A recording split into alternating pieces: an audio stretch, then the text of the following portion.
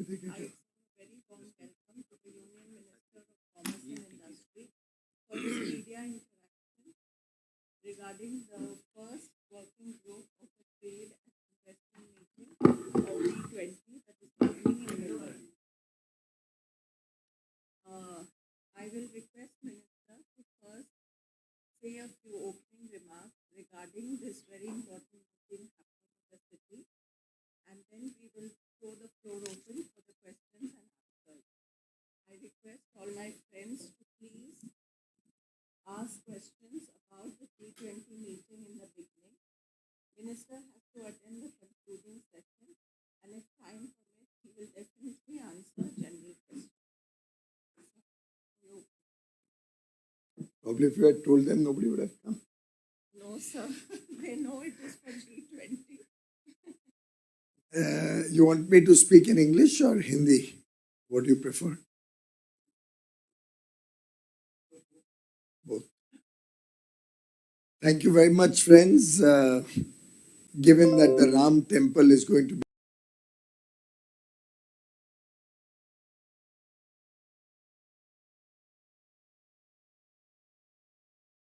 space, and we are all very eagerly looking forward to finally being able to celebrate Lord Ram's birth at his birthplace.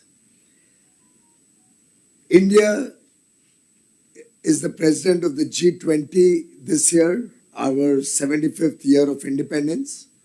As we celebrate Azadi Ka Amrit Mahotsav, it's truly remarkable how the whole world is looking up to India's leadership, looking up to Prime Minister Narendra Modi, playing an important role in the world geopolitically in terms of strengthening the economy of the world and also championing the cause of developing nations and less developed countries, particularly from the global south.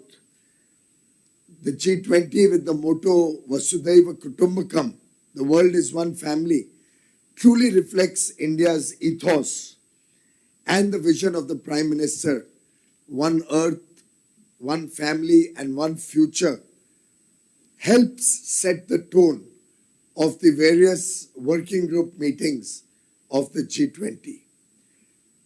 We have had our first meeting of the Trade and Investment Working Group in the financial and commercial capital of India, Mumbai, my home city, since 28th of March. It's a 3-day gathering of officials from all the member countries of G20, all the guests and invited countries, and the multilateral organizations like UNCTAD, WTO, IMF, and all the various multilateral organizations who have got together amidst very gloomy geopolitical and uncertain global economic environment where international trade has slowed down, inflation is high, interest rates are going up, world economies are getting into recession. Developed economies particularly are in the throes of high inflation, low growth, job losses. Many developing nations are facing foreign exchange crisis. Amidst all these challenges, India is the bright spot which almost everybody in the world today recognizes and respects. Different world leaders have shown the confidence they have in Prime Minister Narendra Modi. The Italian Prime Minister recently said he's the most loved leader of the world. Many world leaders are looking up to his leadership to resolve the severe crisis in other parts of the world. Some news reports seem to suggest that India will continue to be the fastest growing large economy in the years to come, possibly in the decades to come. We have consistently maintained high growth. We have been able to overcome the challenges of the COVID pandemic. Next year, we are again expected to be the world's fastest growing economy, particularly amongst the large economies. And where, on the one hand, developed countries in Europe or in the United States, Canada, are seeing inflation like never before, once in 40 years, once in 30-year inflation, where usually inflation used to be 1.5%, 2%. They are facing 10% and 11% inflation. For such countries, India is a role model in efficient economic management, where we have been able to contain the inflationary pressures. We are just a tad over the Reserve Bank of India denominated band of 2 to 6%.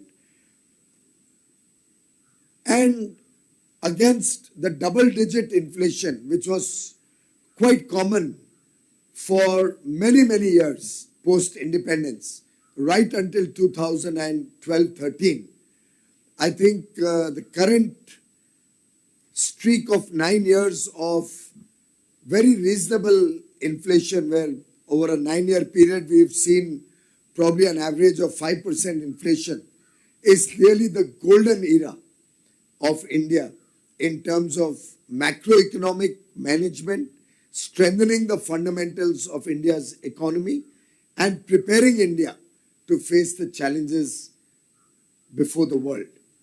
The Trade and Investment Working Group meeting is addressing the challenges on 5 key priority areas. They are focused on trade, they are focused on sustainability, they are looking at areas around resilient supply chains, they are looking at the area of inclusive growth, and they are looking at sustaining growth in the years to come so that we can have more stable economies going forward. We will have 5 meetings. The first is in Mumbai, as I said. Over 100 delegates from all the G20 countries and the 8 invited countries, 10 regional and multilateral organizations have assembled in Mumbai. I'm grateful to the Governor, Shri Ramesh Bais, who joined us yesterday in our welcome that we gave to all the delegates in Mumbai yesterday. On the 28th, we had an international conference on trade finance with 2 panel discussions on the way forward on how trade finance will bridge the gaps that the world faces today. On the 29th, yesterday, trade for growth and prosperity was discussed. Trade and resilient supply chains, global value chains were discussed over 2 sessions. And addressing economic shocks in supply chain, where many supply chains have got disrupted, were discussed with all the member countries. Today on Ram Navami, we are deliberating on integrating MSMEs in the global trade. We are looking at building efficient logistics for trade and leveraging digital public infrastructure, which has been India's pride over the last few years. The way the Honorable Prime Minister has brought digital technologies to the fore to help us in a variety of activities. How Digital India has penetrated the length and breadth of India is certainly giving the pathway for other countries as they engage much more in the digital world. Our digital applications, be it our UPI, the United Payment Interface, which has made fintech truly affordable and very, very low cost, so that India today boasts the highest number of digital financial transactions anywhere in the world, to our effort to democratize and socialize e-commerce through the open network for digital commerce.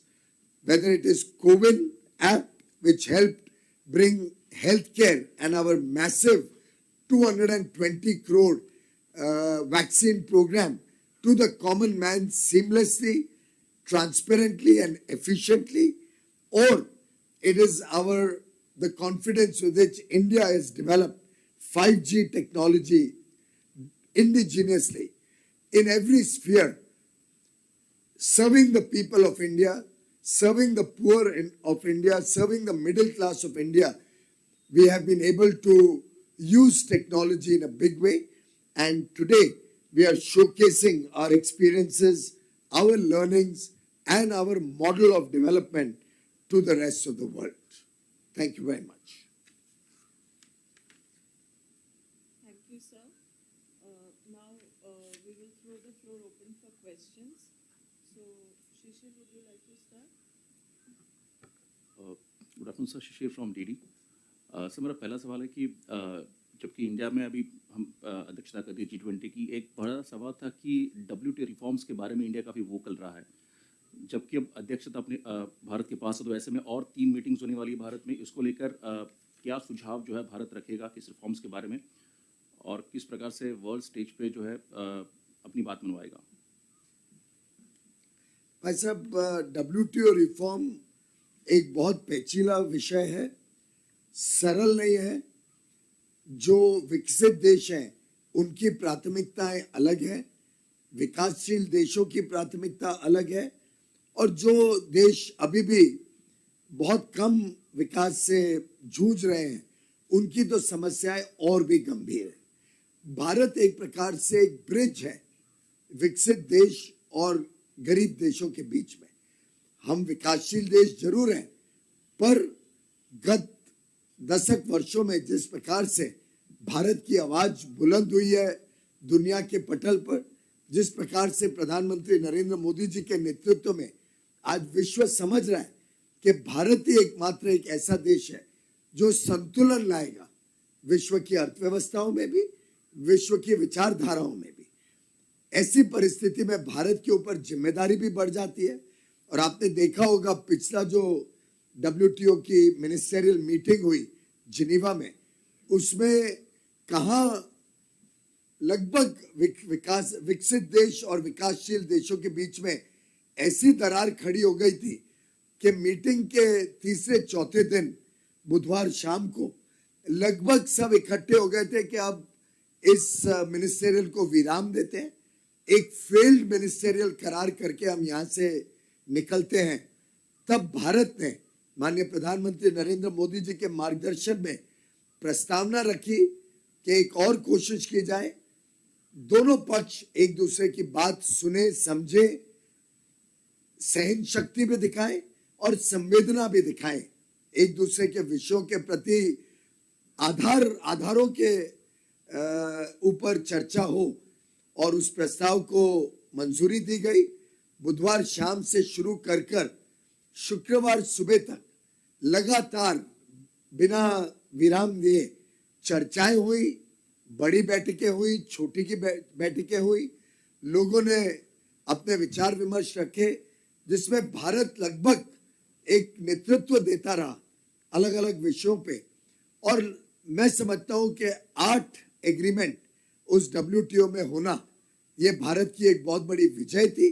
Bharat के हर विषय पे हम सफल रहे, भारत के दिखाए हुए रास्ते पे अलग अलग देशों में समन्वय बनाने में सफल रहे, और उससे जो भारत की छवि है पूरे विश्व में और मजबूत हुई है, और भारत के प्रति लोगों का विश्वास बढ़ा है। प्रधानमंत्री मोदी जी के प्रति विश्व का विश्वास और मजबूत हुआ है।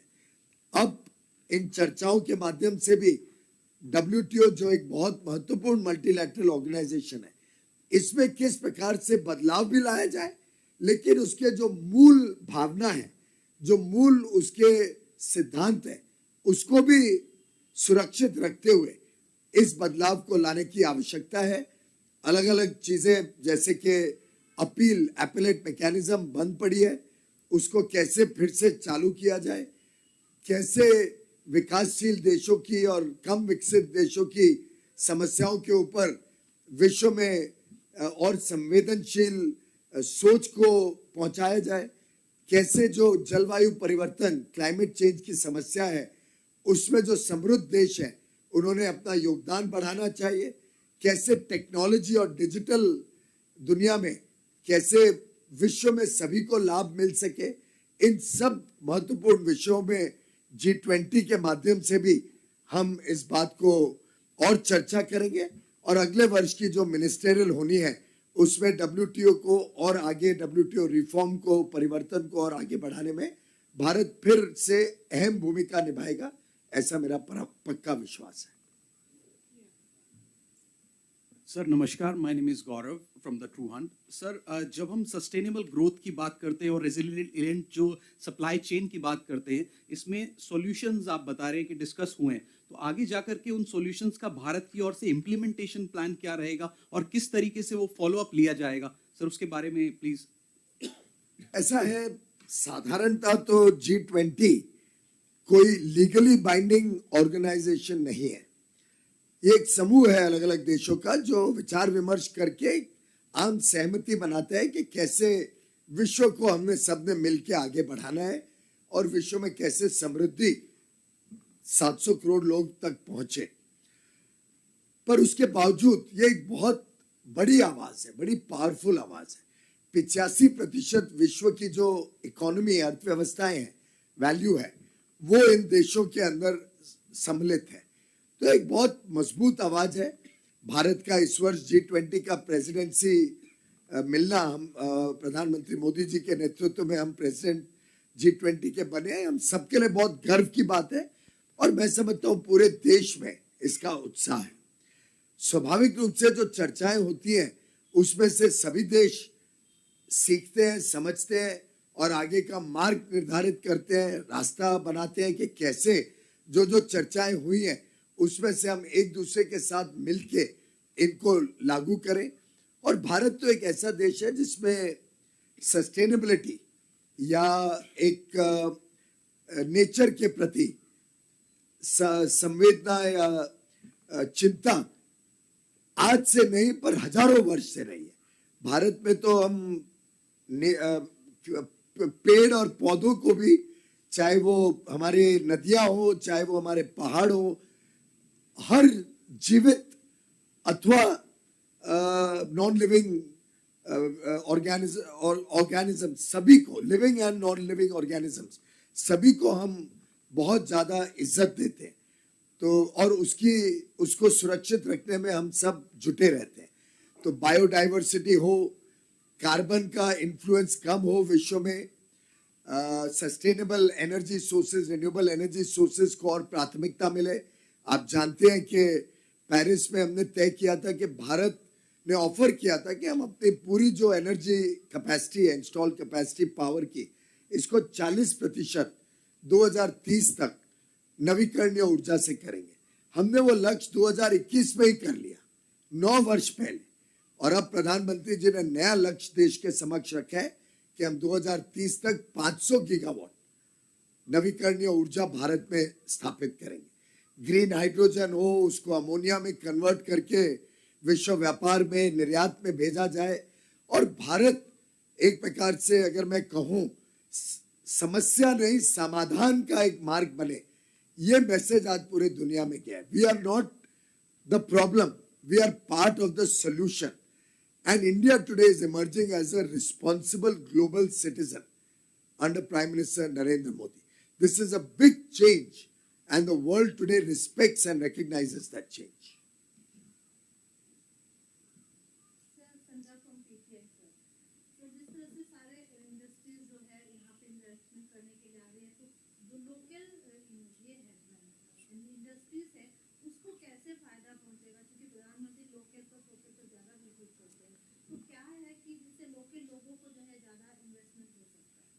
बहुत स्वाभाविक है कि जैसे जैसे हमारा विश्व व्यापार में एंगेजमेंट बढ़ेगा, हमारा रोल बढ़ेगा, तो भारत के वस्तुओं पे भी विश्व का ध्यान आकर्षित होगा और भारत को निर्यात के भी और मौके मिलेंगे गुड्स एंड सर्विसेज में। आप जानते हैं कि प्रधानमंत्री जी लगभग 2014-15 से लगातार जेड के ऊपर फोकस करते हैं। जेड यानी क्या? Zero effect, zero defect. इससे हम चाहते हैं कि हम ग्रीन प्रोडक्ट्स भारत में बड़े मात्रा में बने और अच्छी गुणवत्ता वाले, अच्छी क्वालिटी के प्रोडक्ट्स भारत में बड़े मात्रा में पैदावार हो, या हम सेवाओं में अच्छी गुणवत्ता दुनिया को दें। हमने कोविड काल में भी देखा कि भारत एक ऐसा देश है जिसने अंतरराष्ट्रीय पटल पर जो भी कमिटमेंट दिए थे, या किसी कंपनी ने कोई एक्सपोर्ट ऑफ गुड्स या एक्सपोर्ट ऑफ सर्विसेज की जिम्मेदारी ली हो, हमने 100% उन जिम्मेदारियों को पूरा किया, जिसकी वजह से आज, पहले हमें लोग तो फार्मेसी ऑफ द वर्ल्ड कहते ही थे, और कोविड के समय तो वो और मजबूत हो गया, भारत का जो एक एक्रोनिम है फार्मेसी ऑफ द वर्ल्ड। लेकिन एक नया भारत को लेबल मिला कोविड के दिनों में, ट्रस्टेड पार्टनर का। आज पूरा विश्व मानता है कि भारत के उद्योग, भारत के लोगों पे आप विश्वास कर सकते हो, ये विश्वसनीय देश है। ये बहुत बड़ी उपलब्धि है हमारे देशवासियों की भी, और हमारे उद्योग जगत से जुड़े हुए सभी लोगों की। और मैं मानता हूं हमारे वेल्थ क्रिएटर्स, हमारी जो इंडस्ट्री है, इसको भारत रिस्पेक्ट करता है। उन सबके लिए नई टेक्नोलॉजीज विश्व भर से आए, भारत में भी इनोवेशन, रिसर्च एंड डेवलपमेंट को प्राथमिकता मिले, विदेश और देश में निवेश और ज्यादा हो, जिसके लिए फॉरेन डायरेक्ट इन्वेस्टमेंट भी आए, और भारत की सेविंग्स भी भारत में इंफ्रास्ट्रक्चर डेवलपमेंट, नया उद्योग, नए नौकरी और काम के अवसर देने में निवेश जितना बढ़ेगा, उतनी अर्थव्यवस्था भी बढ़ेगी, उतने टैक्सेस भी, रेवेन्यू भी बढ़ेगा। रेवेन्यू बढ़ने से सरकारें जनता की, आम जनता की सेवा भी ज्यादा कर पाएगी। इसको मैं मानता हूं कि अब एक वर्चुअस साइकिल ऑफ ग्रोथ में भारत प्रवेश कर चुका है। पहले एक शब्दावली होती थी जिसमें कहते थे विशियस साइकिल, यानी बड़ा खतरनाक चक्रव्यूह, पर लेकिन भारत ने उसको बदल के एक बहुत वर्चुअस साइकिल, एक अच्छा चक्रव्यूह, एक चक्रव्यूह जो देश हित और जनहित का चक्रव्यूह, virtuous cycle of growth and development in the future, ये भारत ने परिचय दिया है। और आगे भी भारत इस वर्चुअस साइकिल में नए अवसर भारत के उद्योग को, भारत के स्टार्टअप्स को, भारत के एमएसएमई सेक्टर्स को, भारत की डेयरी को, भारत के किसानों को, अलग अलग लोगों को इसमें से देने जा रहे हैं। हम नए नए देशों के साथ, खासतौर पे विकसित देशों के साथ फ्री ट्रेड एग्रीमेंट भी कर रहे हैं। इन एफटीए से हमें बहुत सारे नए बाजार भारत के सेवाओं के लिए और भारत के सामान के लिए खुलेंगे। जीरो ड्यूटी पे जब भारत के वस्त्र क्षेत्र के टेक्सटाइल्स, फुटवेयर, हमारा किसानों का प्रोड्यूस, एग्रीकल्चर प्रोड्यूस, हमारी डेयरी के प्रोडक्ट्स, हमारे सेरामिक के प्रोडक्ट्स जो साधारणतः मोरबी से आते हैं, हमारे ऑटो कंपोनेंट्स जो हरियाणा, तमिलनाडु, गुजरात, महाराष्ट्र, अलग अलग प्रदेशों से आते हैं। टेक्सटाइल तो देश भर में फैला हुआ है, और अब नए 7 पीएम मित्र पार्क से हम टेक्सटाइल सेक्टर को और एक नया बूस्ट देने जा रहे हैं, और एक बड़ी छलांग वस्त्र क्षेत्र लेने जा रहे हैं। हमारे हैंडीक्राफ्ट्स, हमारे हैंडलूम्स जो देश के कोने कोने में प्रसिद्ध है। मैं समझता हूं आगे आने वाले दिनों में बहुत बड़ी अवसरों की बौछार भारत में आने वाली है, और हमारे युवा युवती इसको पूरा अच्छी तरीके से आगे बढ़ाने में सक्षम है, ये मेरा मानना है।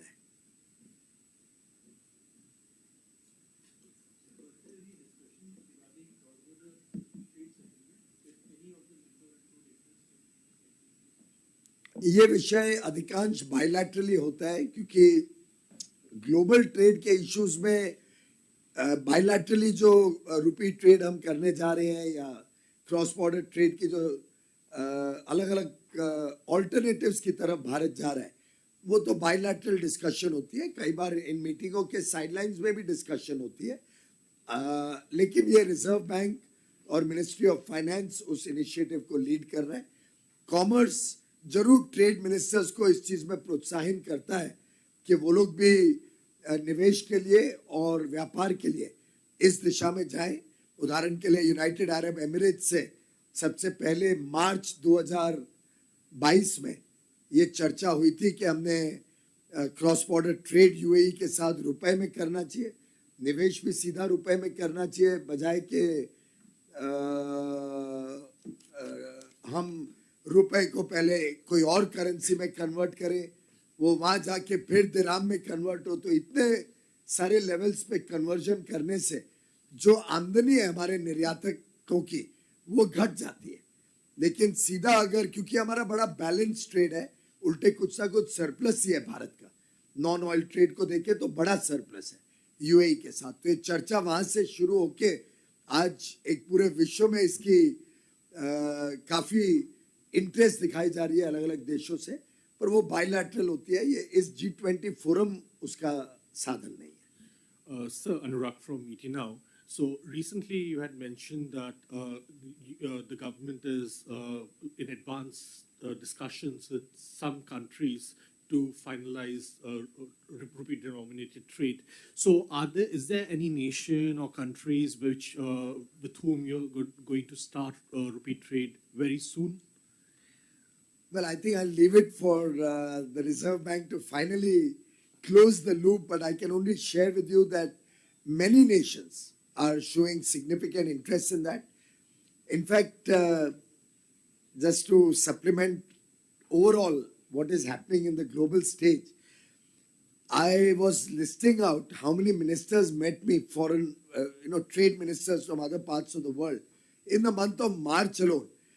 And frankly, I lost count. It exceeded 12, 13 or so. And then somebody in my team would say, but sir, you've forgotten the minister from Norway. I said, oh, wo to yaad nahi aa. Ek aur add karo. Karte karte we are losing track. That is the level of interest. I recently got a message from the 4 EFTA countries, which is Switzerland, Norway, Liechtenstein, and Iceland. They, is it Norway? Just check the 4th country. The EFTA, it's a group of countries called EFTA. All 4 ministers wanted to come down to India. We've of course now finalized the dates.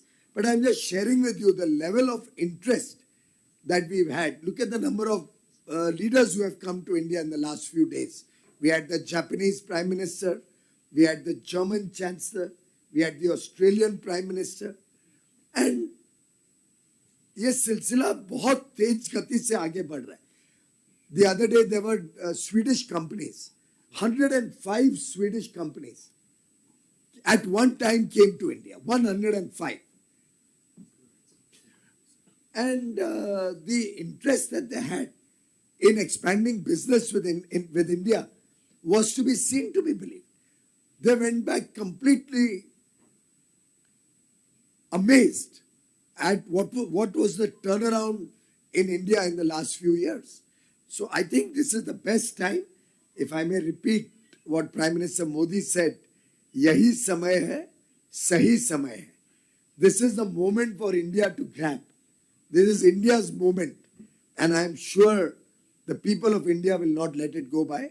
We'll make use of every opportunity to make India a developed nation in the Amrit Kal, the next 25 years, where rapid strides will be made across sectors, across social, political, and economic dimensions. So, sir, have the EFTA countries or the 4 countries shown an openness on this matter? Yes, they have indicated, otherwise we weren't even discussing with them. This dialogue has been going on for quite some time. And there's been a series of meetings, in fact, over the last 40 days. And they have assured me that they'll be coming with very attractive proposals in terms of opening up services and a deeper understanding of India's own concerns around our patent laws and the need to protect our domestic industry. Thank you, sir.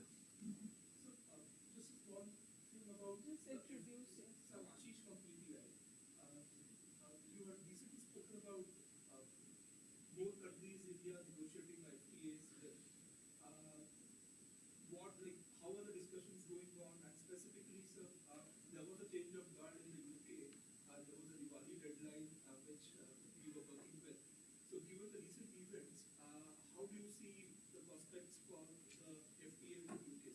Well, I can assure you that talks are going on very well with the United Kingdom, with Canada, with the EU countries, 27 countries of the EU.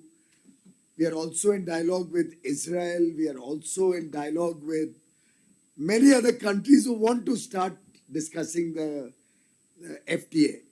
Only yesterday evening, one of the countries reiterated, who was present in the dinner, reiterated what their minister had told me only 2 weeks back, 3 weeks back, that they want to execute an FTA and they want with India and they want to do it faster than the UAE FTA, which is a record by itself. It's the world's fastest negotiated and finalized FTA. They said we want to beat that record, we want to do it faster. Recently, the Bangladesh Commerce Minister was here. He also reiterated his interest in entering into FTA with India. So I can assure you that there are FTA ministers are coming down in April. So I think the GCC is in dialogue to finalize and launch the negotiation process. While we have agreed to get into an FTA, we are finalizing the launch date and other modalities. So I think there's a lot of excitement. I'm not even mentioning 3-4 countries because I've apologized to them that I don't have the bandwidth to be able to handle any more FTAs. There are officers who do one FTA negotiation in the morning and another in the evening. That's how the work is going at a frenzied pace. Prime Minister Narendra Modi is encouraging us with a lot of guidance and support to these efforts. All my other colleague ministers are actively engaged with us in finalizing what is good for India, what is best for Indian people and Indian industry and Indian farmers and all sections of society, our fishermen, our dairy, our MSMEs. And therefore, I believe that times ahead are very positive, very good. However, there was never a deadline.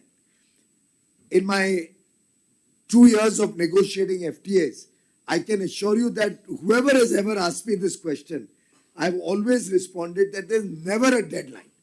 There will be an ambition to try and conclude fast, which is a good ambition to have. It encourages negotiators and discussions to happen at a speedy pace. But that doesn't mean that you can compromise, keeping a deadline in view. So deadlines are never put in before any FTA negotiators. It will only make it a compromised negotiation. We allow our negotiators to have extensive stakeholder consultations. We allow our negotiators to do deep dive and crystal gaze into the future. Because FTA is something you have to see what will happen 10 years, 20 years, 30 years into the future. And therefore, it's a very complicated process. You have to see the impact of each FTA bilaterally and multilaterally. And keeping all of that in mind, we never hurry into negotiations, which does not mean that it cannot happen fast. You can do fast negotiations, but all of these considerations are the one which determine the pace and the final time when you conclude. That was an interest expressed by a former Prime Minister of UK. We respected that. But then politics took a turn and we lost time. After that, almost 4-5 months went in the political discourse in UK not being stable. And well, we are back into the negotiating table. Both sides are discussing at the official level. And let us wait for how it progresses before we come to any conclusions.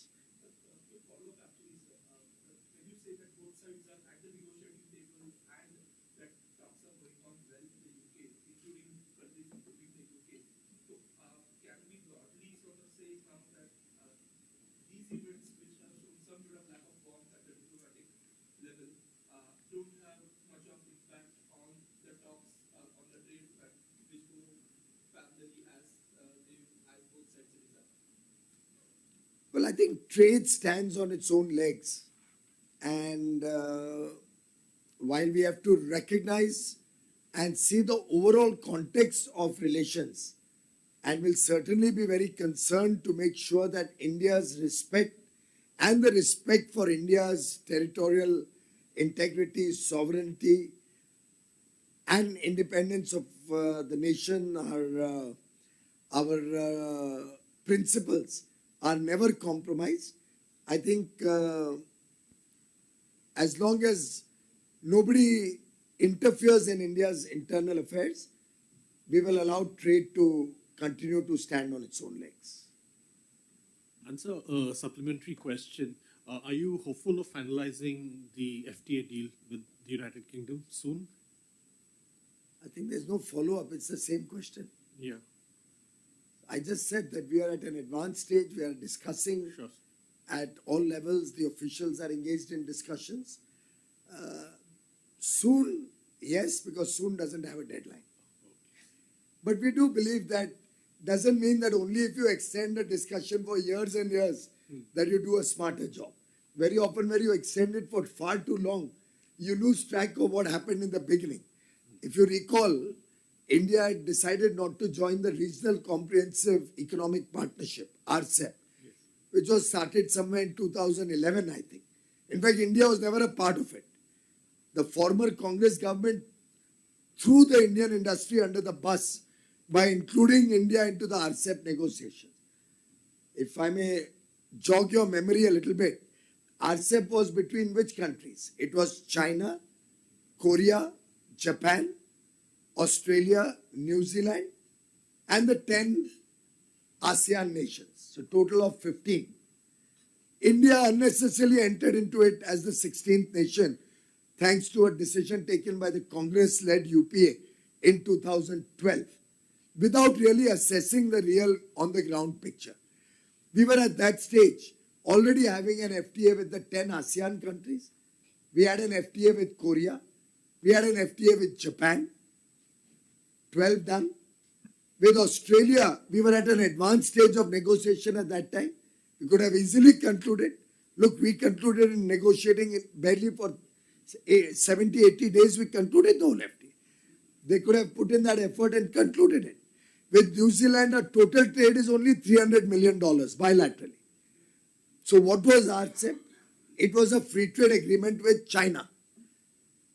And when I got into stakeholder consultations, many of which happened in this very room where we are sitting, for hours at end, I would meet with different stakeholders from different sections: MSME, automobile, fisheries, dairy, auto components, electrical industry, chemical industry, pharmaceutical industry, you name the industry. With whoever I discussed, everybody was opposed to it.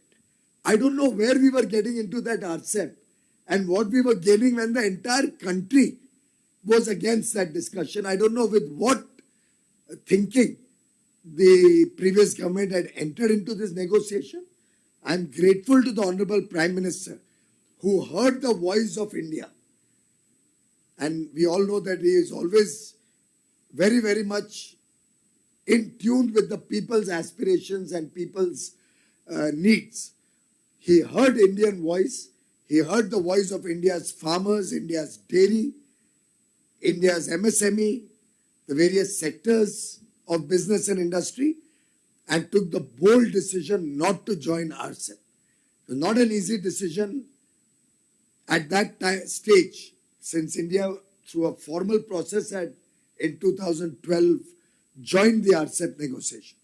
But since the original founding principles on which it was supposed to have been entered in 2011, we were not finding visibility of that in the final agreement. India chose not to do RCEP.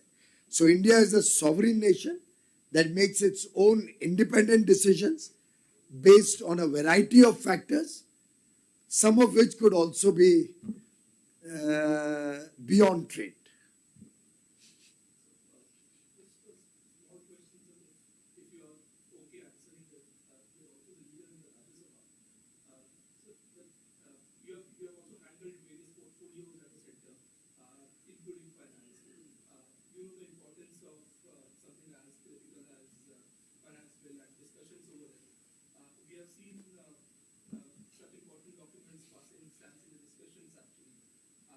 in the House.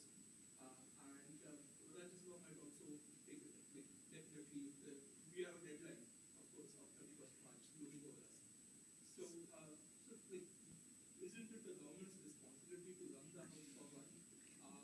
And second, when we see government itself protesting and sort of creating these sort of scenes, does it help the overall democratic process? Sir, first of all, you need not worry asking me any question. I am not like some of the political leaders who will cast aspersions on your integrity or who will label you as a journalist who has been planted by the opposition. Every journalist has a right to ask every question, and this is not a scripted press conference that only certain questions will be answered, and anybody who goes out of the scripted question will be alleged to be an agent of the other party. So you are most welcome to ask that question. You need not be hesitant or say that if I am okay to answer, I'll answer every question. The Parliament has passed the finance bill. Both houses have cleared it, and therefore the 31st March deadline is well respected. Unlike other parts of the world where governments come to a standstill with budget not getting passed, India has a very robust tradition, and the budget is passed. From 1st April, spending will happen. All government officials will get their salary, and all government projects will continue as usual. It is very unfortunate that a forum which is meant for dialogue, debate, discussion to resolve the problems of the country is being used to cast absolutely baseless, wild and unfounded allegations against the government based on maybe external forces, possibly under the influence of people who are inimical to India's growth and India's rapid economic progress and increasing geopolitical relevance. And therefore, when certain persons in high positions go outside the country and speak ill about our beloved nation, when certain persons go outside the country and cast aspersions on the Indian Parliament, the temple of democracy, especially when India is the mother of democracies in the world, when they cast aspersions on our judiciary, on our election commission, or every independent institution and constitutional body in India, and in an indirect fashion try to suggest that Indian democracy is at threat and suggest to the foreign nations that they have to protect India and Indian democracy for their own good. Such kind of wild, baseless and absolutely, I would say, unfortunate and deplorable behavior and comments cannot be pardoned by anybody. The whole country is extremely disturbed, extremely unhappy about what was said on foreign soil by certain leaders. And we very strongly believe that such leaders should apologize to the nation, apologize to the parliament, apologize to the presiding officers in both houses who they have insulted on foreign soil. Sometimes in life, propriety, self-respect, and the nation's interest overrides everything else. And this is one such occasion where we cannot allow the nation's independence, our sovereignty, our respect to be tarnished by any individual, especially on foreign soil. Any more questions? Thank you.